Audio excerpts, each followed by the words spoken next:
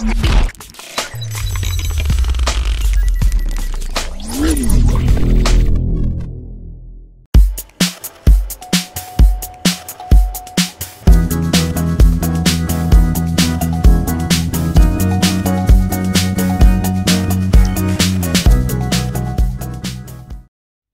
à tous, c'est Jay, je vous retrouve aujourd'hui pour une présentation de test d'un mini rétroprojecteur de la marque Icodis, voilà, qui m'a été envoyé directement par la marque Icodis, qu'on pourra retrouver sur leur site dans les alentours de 99 $. Voilà. Par ailleurs, on vous met leur lien dans la description de la vidéo et on vous met un code promo spécial pour vous de 10%, voilà, sur votre commande, surtout leur site, hein, pas forcément donc sur ce produit, si ça peut vous intéresser. Donc on retrouve ici directement la boîte avec marqué donc Icodis, la marque du produit. C'est le T400, donc le projecteur LED. Voilà, donc qu'est-ce qu'on peut retrouver d'autre comme caractéristique sur la boîte? Rien, que de l'image et que le produit. Voilà, donc ça c'est la boîte. À l'intérieur de la boîte, on y retrouve un câble d'alimentation prise française, tout simplement, que je mets de côté. Hop, on y retrouve ici du jack RCA, ici pour l'audio vidéo. Hop, on y retrouve un câble HDMI fourni avec, donc ça c'est plutôt sympa. On y retrouve la télécommande. Alors la télécommande qui est la même, bon, on la retrouve sur beaucoup de produits, hein. D'ailleurs j'ai la même sur la box Android que je vous ai présenté. Il n'y a pas de pile avec, donc il faudra deux piles. Ici, Icodis Projector, une petite carte avec leur Facebook, etc. L'instruction manuelle. Bon, malheureusement, c'est du chinois. Non, ça c'est un petit peu dommage quand même. C'est du chinois. J'ai pas vu d'autres notices dans la boîte non plus. Hop, je mets ça de côté. Et on y retrouvera bien évidemment aussi, hop, ça on va l'enlever. On y retrouvera bien évidemment le rétroprojecteur. Donc j'ai eu l'occasion de vous en présenter un rétroprojecteur, hein, qui était de Amazon. Voilà, qui n'était pas si mal, hein, non plus, hein, pour son petit prix. Celui-là il est un peu plus en gamme un peu plus élevée, hein. C'est un bon rétroprojecteur low cost, on peut dire, hein, en haut de gamme low cost. Donc ici sur l'avant on y retrouvera la partie objectif, hein, la partie projection vidéo. Ici avec la puce infrarouge, hein, pour pouvoir ici après se servir de la télécommande, des manettes. Sur la partie gauche, on y retrouve ici, hop, hop, il va pas me faire le point, voilà. On y retrouve l'USB 1, un casque, une sortie jack, casque, de l'AV, une HDMI 1, une HDMI 2, donc il y a deux HDMI. Sur le premier que j'ai testé avec une seule HDMI, voilà, on ne trouve pas beaucoup de double HDMI, hein, sur ce genre de produit. Et un deuxième USB 2 également. Donc on pourra y mettre des clés, disques durs, etc. et même l'alimenter en USB. Ici on peut y voir apparaître le haut-parleur à l'intérieur ici. Il faut que je fasse, hop, un petit rapprochement. Voilà, on peut voir ici le haut-parleur à l'intérieur. Hop, tout simplement. Sur la partie arrière, on aura la prise ici VGA. Bon, après tout le corps est en plastique. Sur la partie gauche, on va y laisser passer ici pour les aérations. Et on aura la connectique pour l'alimentation. Sur le bas, 4 patins caoutchouc ici et un petit pied réglable. Donc à voir si on pourra y mettre un trépied, mais il faudra un bon trépied, hein, parce que c'est quand même, ça fait un petit peu son poids. Donc sur le bas, on y retrouve ici la totale de puissance 65 watts, l'input donc 240 volts, LED lampe et le T400. Ce sera pour le modèle. Hop. Donc après les caractéristiques, il propose du 720p natif en HD. Il pourra faire du 35 à du 150 pouces. Voilà, il faudra se mettre à 3 mètres. Donc dessus, on a de l'HDMI, du USB, du VGA, de l'AV. 3800 lumens. Voilà, et qu'apparemment une facilité de configuration. On va voir ça après quand on va l'allumer. Il a un contraste ratio de 3000/1.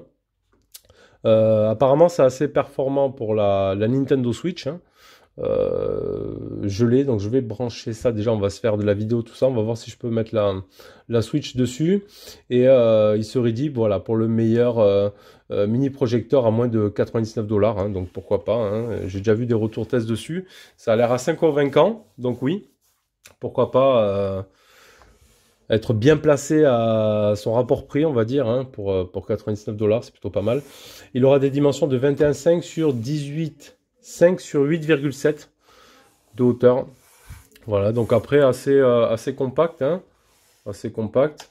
Euh, bon, un peu moins gros que celui que j'avais présenté la première fois. Une couleur sombre comme ça, plutôt pas mal. On voit ici la marque donc ICO 10. Et donc ce que je vous propose maintenant, ça va être de le brancher directement et voir un petit peu ce que ça donne. On va balancer de la vidéo et tout ça. On va configurer, voir le menu, voir la facilité du menu et tout. Et on va voir ce qu'on en pense. Allez, c'est bon, j'ai mis en route donc le rétroprojecteur. Là, je suis à peu près à une portée de 3 mètres ou un petit peu moins de 3 mètres. Et j'ai 2,80 m de diagonale ici. Voilà, donc ça fait un assez grand écran. On voit que c'est quand même assez lumineux. Franchement, c'est plutôt pas mal. Donc le menu principal, on tombe là-dessus. Donc on a le multimédia, on a la source HDMI 1, HDMI 2, le VGA, les paramètres et la sortie AV. Donc dans les settings, on y retrouve quoi? Dans Images, on pourra régler les modes d'image en standard, en soft. Utilisateur, donc on pourra régler les contrastes, etc. Hop, retour. Donc dans l'image, on aura ça, on aura les températures de couleur, l'aspect ratio sur l'HDMI PC, les noise reduction. Ensuite, on aura le son. Donc on a un seul haut-parleur, ça sert à rien après de mettre autre chose que le son standard, hein. On pourra mettre musique, sinon cinéma, sport ou autre. Hop, j'ai pas fait retour, là, je vais quitter le menu.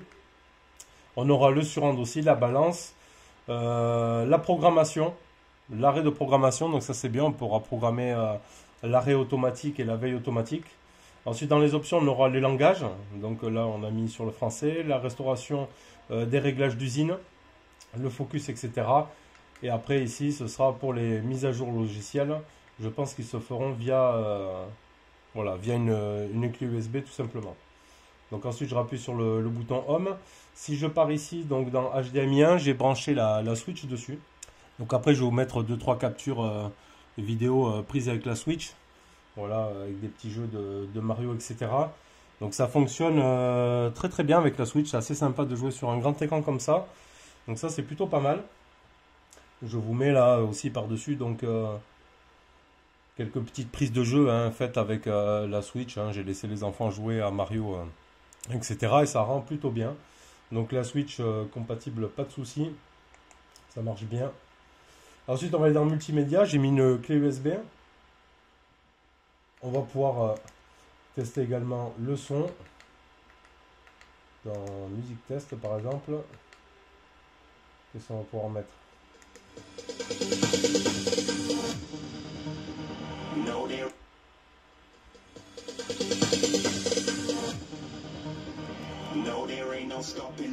Donc là, j'ai mis la caméra juste à côté. Ouais, je baisse le son là. Là, je suis à 7. Donc, je vais pouvoir monter. Vous allez voir ce que ça donne. Ça balance quand même plutôt pas mal de son, hein.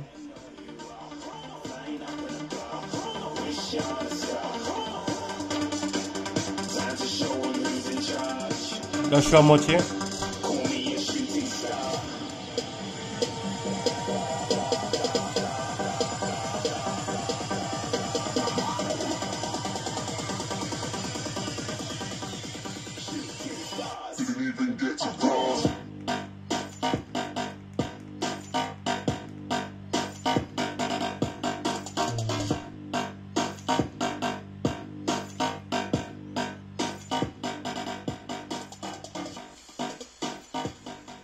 C'est quand même plutôt pas mal, il y a quand même un petit peu de basse, etc.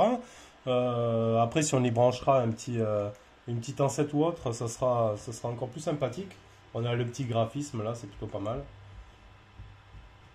Donc la musique, c'est good. Hop, je repars ici dans vidéo test, on va aller ici.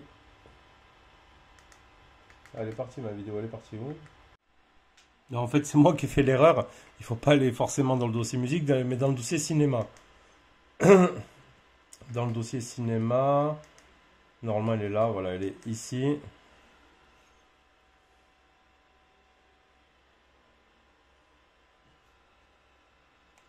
Donc là on met play. On va se monter un peu de son. Donc c'est une vidéo en Full HD. C'est la petite vidéo que je vous mets habituellement. Hop, on rappuie sur le bouton menu. Donc après on pourra brancher également aussi un PC ou autre sur sortie VGA. Ça sert toujours même si c'est un petit peu dépassé. Après sur le rétroprojecteur, je vous ai montré, on a les réglages ici trapézoïdal. Donc ça c'est bien. Le réglage de flou, donc vous verrez toujours quand même un petit peu sur les côtés. Ça reste un petit peu plus flou qu'ici sur le milieu. Mais ça reste quand même assez propre, hein, assez net. Hein. C'est quand même plutôt pas mal. Donc après, on pourra y brancher deux HDMI simultanés. Ça, c'est bien. La télécommande que j'ai ici, vous voyez, je me dirige vers le mur. Il n'y a pas besoin de se diriger ici vers le rétroprojecteur. Donc ça fonctionne bien. Ça, c'est très très bien. Donc voilà, ici, on est dans le... Hop, on repart dans le multimédia. On fait pause. On retourne.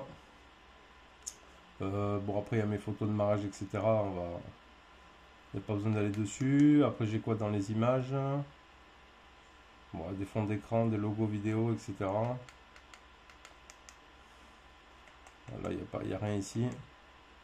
Donc après, c'est intuitif, franchement. Les menus assez faciles. Voilà, c'est clair, il n'y a pas 36 000 choses. Ici, on peut voir que je suis dans le port USB 1 parce qu'il est éclairé. Sinon, ici, on aura le port USB 2. Tout simplement. Hop. Après, on aura la partie, donc, la partie photo. Peut-être dans les images que je vais voir. Voilà, ça, c'est des petits fonds d'écran, etc. que j'avais sur le truc. Hein. Je vais faire quoi suivant? Je vais montrer qu'une là. Donc voilà, donc assez sympathique ce petit rétroprojecteur. Voilà, surtout après, franchement, pour la partie console. Ça, c'est un vrai plaisir de jouer par exemple à la Switch sur un écran comme ça. Et même pour se mater quelques films, ça c'est sympa. Après, je sais pas si vous l'entendez là à côté de moi, je vais vous faire une prise de vue sur le côté voir. La soufflerie, bon, ça souffle un petit peu quand même. On l'entend, c'est un peu moins que le premier rétroprojecteur que j'avais pu proposer. Voilà. Mais après en plein silence, ça reste quand même bon, un petit peu bruyant. Si je mets un peu de lumière, hop. Ici j'allume la lumière, voilà, on voit qu'on y voit quand même assez. C'est quand même assez puissant en termes de luminosité. Donc ça c'est pas mal. Hop. Là voilà, je vais enlever le trépied. On va se mettre à côté ici. Donc voilà, j'ai le rétroprojecteur positionné ici.